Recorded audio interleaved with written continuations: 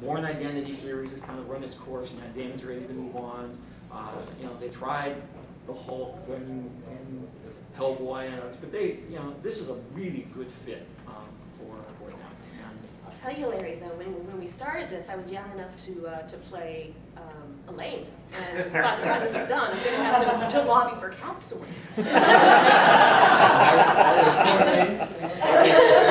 I'm in Morgan's stage right now. Let me ask. Let's do a quick poll. You know, let's be honest here for a minute. Who here is skeptical about a successful Wheel of Time movie being made? I'll be honest too.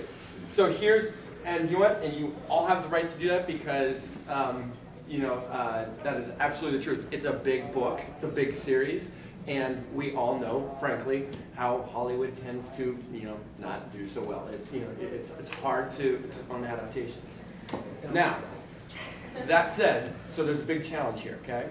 That said, and I promise you, I said this last year and I mean it too this year, there's been no bigger, healthy skeptic, bigger, healthy skeptic than me. He's a really big skeptic. I'm a big skeptic on this. But I am convinced legitimately, and believe me, we've had our go-arounds, that these guys, that Red Eagle, and I sincerely mean this, you know, as a fan like you guys, that these guys have the best interests of the books in the series at heart, okay?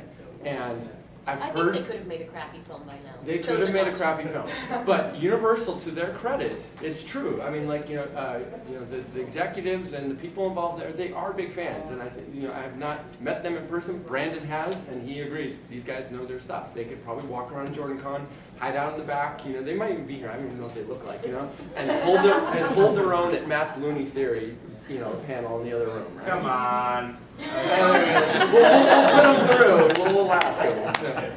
So, but anyway, point is that Red Eagle legitimately has, you know, an interest in seeing this succeed, not just from a business point of view, but from an artistic point of view.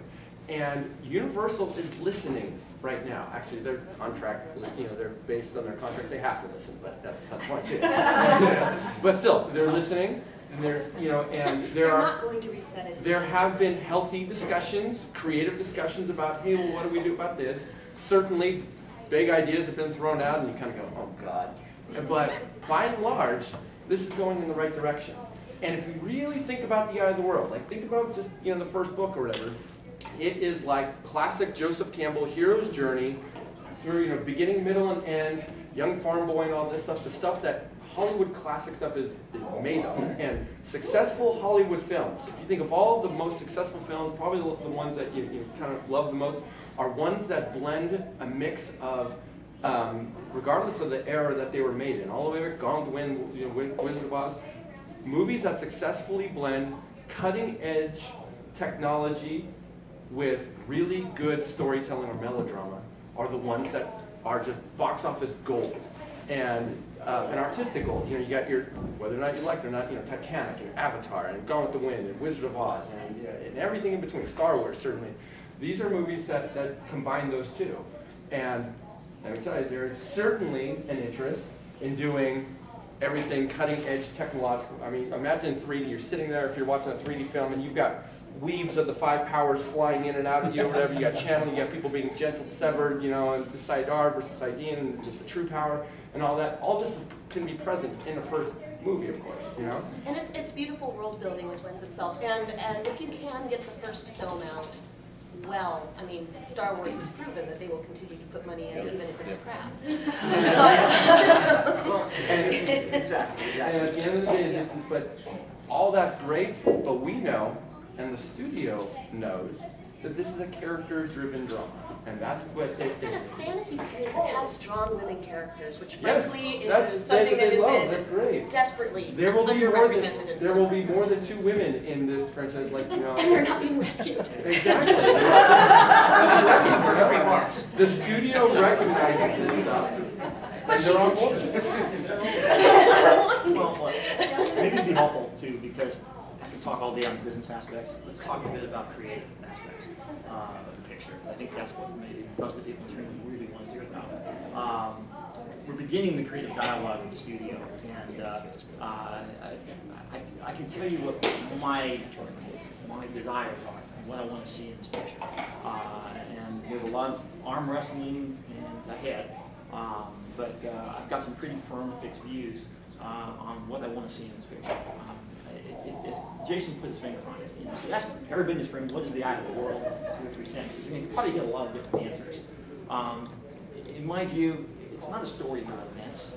It's a story about characters. It's a story about 5 young people who have, you know, kind of a humble but happy life, and they kind of see their lives ahead of them. You know, Rand is going to get married to a queen, and they're going to be happy and live for the rest of their lives with their families and friends in the 2 rivers. And all of a sudden, they're jerked out of this comfort zone, and they're taken on a journey by somebody who they only halfway trust, past the point of no return, where they undergo an experience, a transformation. They learn about this journey of self-discovery, about who they really are, and some of those answers are terrifying. Perrin confronts a terrifying reality of this feral nature inside him.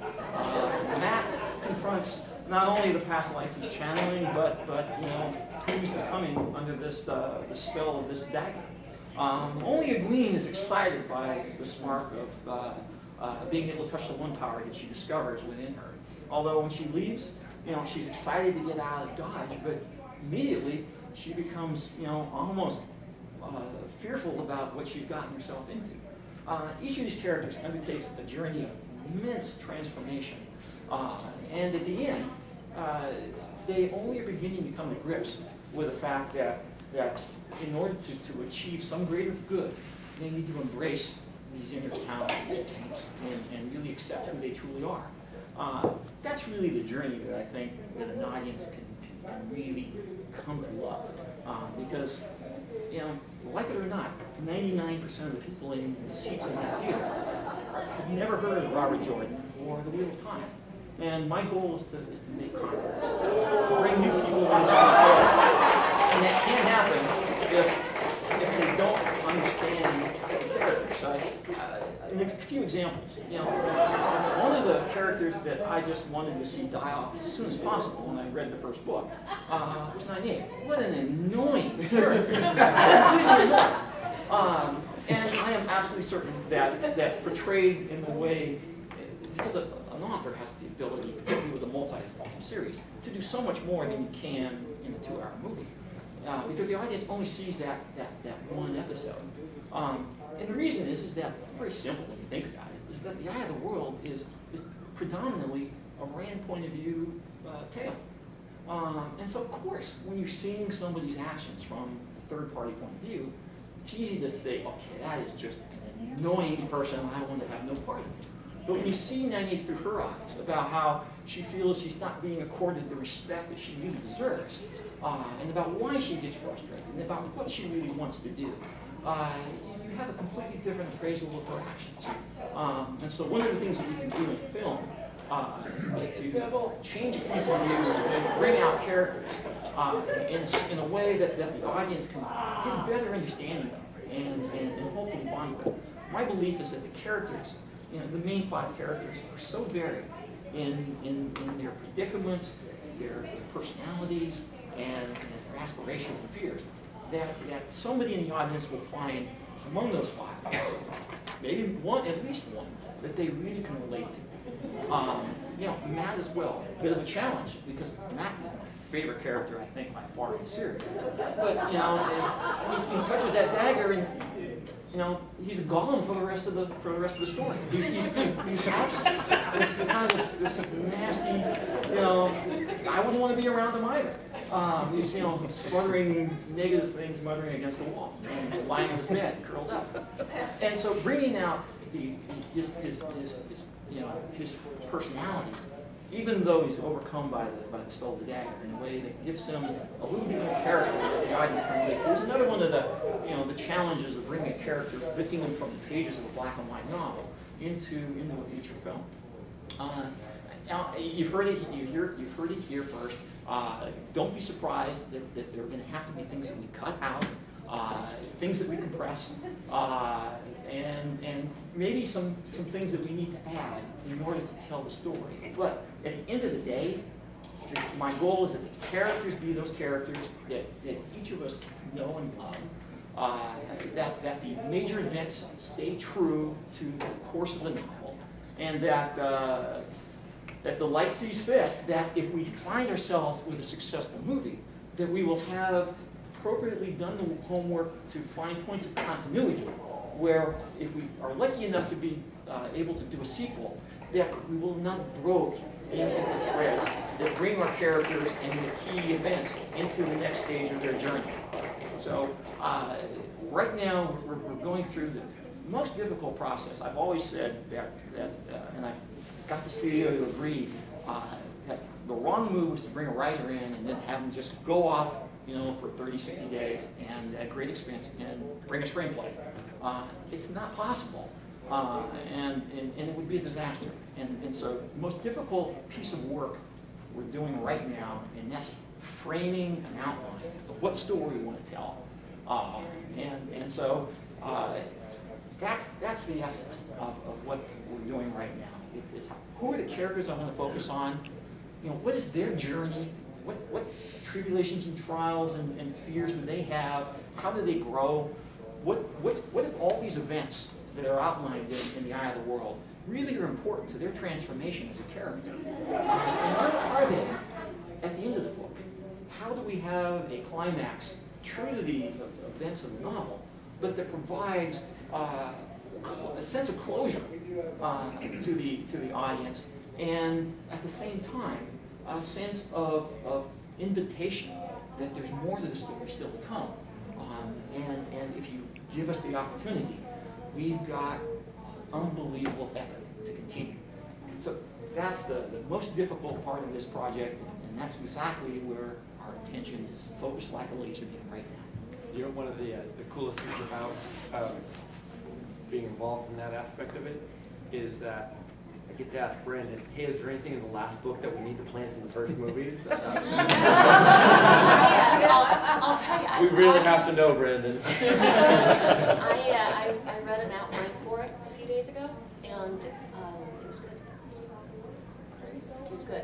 There were some things that were different, and there were some things that were compressed, and some things were added, but I looked at it, and I did not intend to like it. I expected I was going to be disappointed at first, and I just kept going, well, oh, that's a really clever way to, oh, yeah.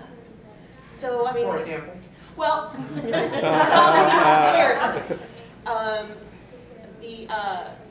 how the character in Lord of the Rings, Arwen, was used, and how she took over the part of picking up Frodo. Yes, the purists were not happy with that. But the fact is, in that story, the character, God, what is his name? Glorfindel. Thank you, Glorfindel. That's a whole back history and another character to introduce, and she very neatly solved the problem. And that was the kind of solutions that I was reading. So. And there's some things that, you know, I mean, personally, I'd like to, and actually the studio as well, my working window, we'd like to introduce more than was in the first novel. A little bit more about the Aes Sedai culture, for example, which is, you know, you really don't know much about it, and you know, there's an opportunity there for a completely, blank slate audience who really doesn't know much about anything about the Wheel of Time. It provided a little bit of an introduction about the Ajahs and Tarvalon, because for the first 2/3 of the story, it's like it's a journey. It's a journey for Sanctuary and Tarvalon, and let's move to Tarvalon because that's where we find protection and Sanctuary. And then all of a sudden, it's throw all that out. We're going now on a quest to the Eye of the World. And I think it's important to establish Tarvalon for what it is. And it's a seed of power, it's a seed of intrigue, it's a seed of perhaps the seed of backstabbing and political infighting. And I think it's important, I think, to make the story work. In the novel, my view was that in the first 5 minutes when Moraine walked on stage in the story, you knew she was a force of goodness.